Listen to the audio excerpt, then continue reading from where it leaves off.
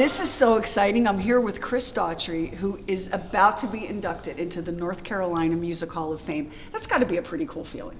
Yeah, it is. I didn't even know that was a thing until recently when I was told about it. That's how special it is. We keep it a secret from you. So let's talk about Cage To Rattle. Okay. I was waiting for the question. No, here's the question. I'm always so intrigued by the process behind writing the songs. So when I was listening to it, I thought, I could read some stuff in here, but tell me where your head was when you sat down to write that record. It was all over the place. I started writing this record back in 2015, and I was in a bit of a, I don't know, I think I was in a bit of a negative headspace. Overall, I think I was kind of dealing with a little bit of self-doubt, not really sure if what we were writing was relevant or good enough, and we had taken so long in between records that it just felt like I was questioning everything, and then I finally had to just kind of trust the process.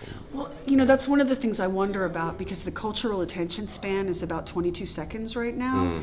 And as an artist, you need time to live your life and process that and reflect on it and sleep on it and dream on it. Yeah. And I imagine that you feel pressure from fans, from the label, from radio.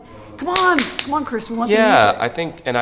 I think all of that is unspoken pressure, and then I tend to project it all on myself, and no one said anything. It was all in my head, Well, as your life changes too, and your experience changes, that must change the way you think about the music as well. You're in a completely different space than you were even 3 or 4 years ago, right? And the world is dramatically I'm in a very different space now than I was when I wrote the record. This year has just been a huge year of just self-reflection, and it's been a big learning experience this whole year, and the tour and the record and everything. Where do you think that comes from? What triggered some of that for you? As odd as this sounds, I feel like when I shifted into eating all plant-based, I don't know, something I think kind of opened up inside. Well, yeah, I think it's a more compassionate way. Yeah. I mean, if you have to be so much more mindful, especially when you because you've been vegan for how long now? A year. Yeah. So that's a really conscious and mindful transition. Yeah. All those habits of a lifetime have to change. Yeah. I think that was certainly a catalyst for a lot of the shift that's taken place, for sure.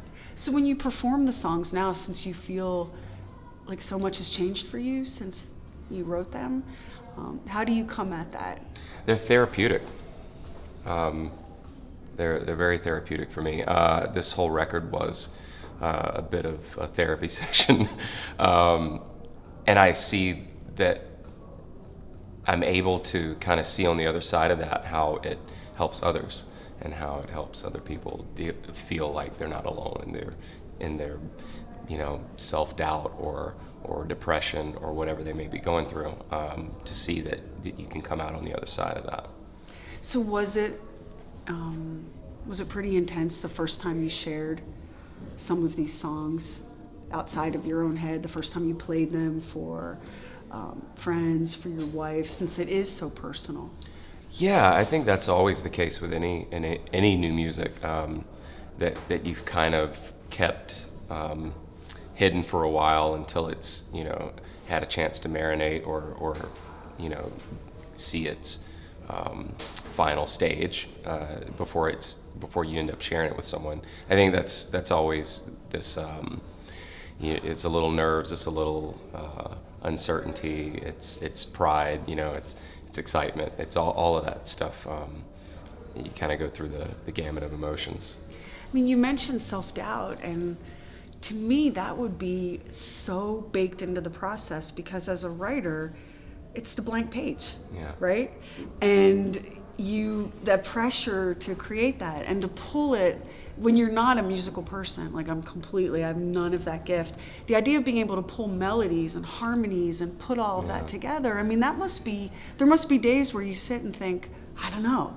And I mean, I get that. I get why you would feel that way. There's a lot of songs that I go back and I'm like, wow, I don't know how we got there, but I'm certainly glad we did, You've heard other songwriters say this, I'm sure, that they're like, the music comes through me, not from me. Do you feel that way sometimes too, that you're pulling it from some other source and then it's moving through you? Absolutely. I think sometimes it feels easier than others, and those are the times that feel like you just kind of reached in thin air and grabbed something magical, and then there's times it feels like you had to work extra hard, and I don't think that either is less rewarding, but it's something special about the ones that you didn't have to really try. There's like I'm trying to remember which songwriter said this, but it's like there's a river of music, and every once in a while you can dip in and pull something out, and that must be just the most incredible. I mean, for thousands of years, you'd think that all the songs would be written by now, and we're still writing them, and so there's always that moment where something hits you and it's so awesome and inspiring, and then you go, this is so good that I'm scared that I just took this from somewhere, and so I start racking my brain going, it's got to be something else, and it's not, so yeah, it's interesting how that works out. So we're heading into the holidays and the end of a year, the start of a new year. Let me ask you a couple questions. What is something that absolutely has to happen for you around the Christmas season for it to feel like Christmas to you?